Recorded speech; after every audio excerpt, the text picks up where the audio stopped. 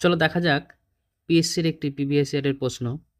এখানে বলেছে 5টা 30 মিনিটে ঘন্টার কাঁটা ও মিনিটের কাঁটার মধ্যে কত ডিগ্রি কোণ উৎপন্ন হবে।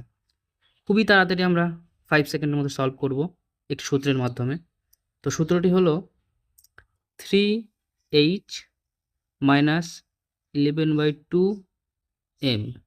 এটাই h মানে আওয়ার ঘন্টা, m মানে মিনিট। তাহলে এখানে 3 ইন্টু 5 মাইনাস 11/2 m মানে 30 গুণ করব 150, এটা গুণ করলে 330/2, এটা কাটাকাটি করলে হবে 165, 150, এটা বিয়োগ করলে 165, বিয়োগ করলে -15। তো এই মানটা গুরুত্বপূর্ণ না, কত ডিগ্রি কোণ তৈরি হচ্ছে সেটাই, 15 ডিগ্রি। তাহলে এটা 15 ডিগ্রি কোণ তৈরি হবে।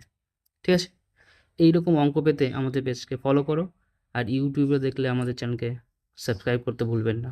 Thank you.